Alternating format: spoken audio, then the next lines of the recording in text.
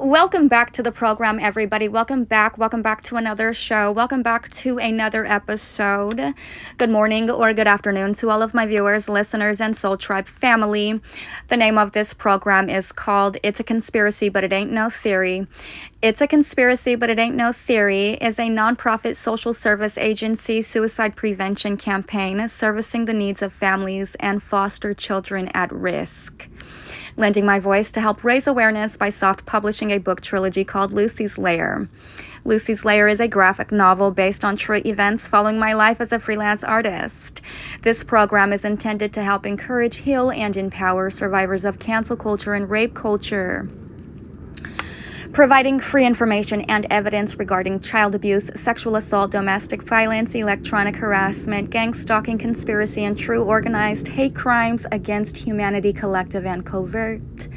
Your company can help by providing funds in a grant or by donating goods and services as I continue delivering this information and evidence to the public and advocating for foster children in need. Thank you in advance for all of your support. On today's episode, I'm going to be discussing gang-stalking, hypersimulation theory, covert psychological operations, Black Ops Plus, surviving the New World Disorder per usual, surviving manufactured chaos, surviving manufactured karma spelled with a C, surviving white genocide, and surviving the electronic targeting Holocaust. My name is Adrienne Alese. I'm the author and creator of a book trilogy called Lucy's Lair, Part 1, 2, and now 3. Lucy's Lair is a book trilogy reflecting my life as a survivor of rape culture, child sex trafficking, and psychological gas chambers.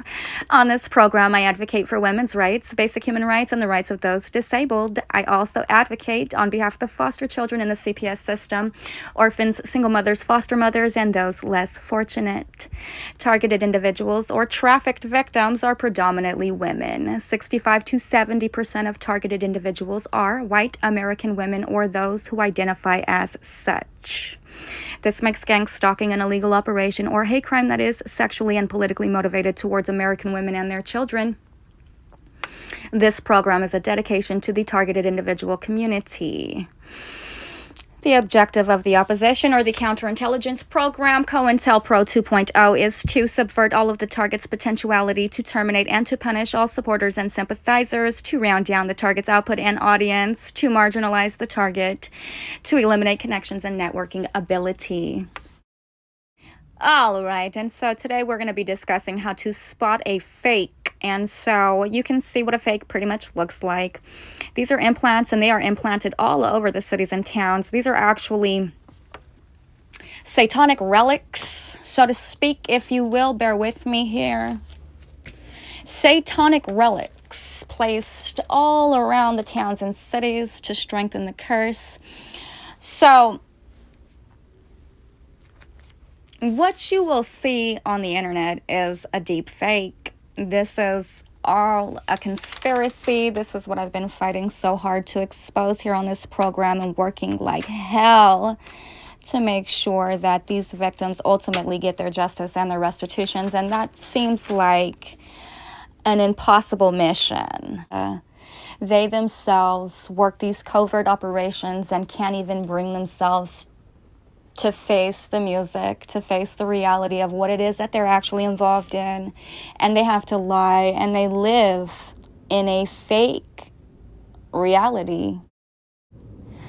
So it's completely inhumane. That is a subspecies. That is not a real human like you or I. That is a mutated subspecies that lives in a mutated subculture. And this subculture is a delusion. Like I said, what they're doing is so wicked and so evil, they can't even bring themselves to face the reality of what it is that they're doing. So they live a lie. They live a double life. They live a complete lie. And they're hurting. They're hurting, obviously. Hurting pretty bad. Hurt people, and this is what we get in this instance. So today, really honestly, you can see it for yourself how it lies, how it will go out of its way to use AI to generate fake, propagated videos in order to discredit. Because what's the alternative? You pay everybody out You pay every single victim of crime and restitutions, and do you honestly think that's going to happen? That's going to be the case? If the government were to take one of these cases on, they would have to take every case of everybody because they are secretly surveilling everyone. So we're not going to discuss everybody. I'm not here to speak on behalf of everybody. I'm here to prove and provide evidence of how my device was hacked and how I was sexually exploited for a profit by my government and others like it. This is a politically motivated hate crime, and nobody is afraid of the enemy. Absolutely not. People who are afraid tend to be quiet.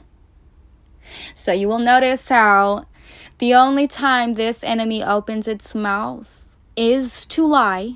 It only opens its mouth to lie. It lies because it's afraid.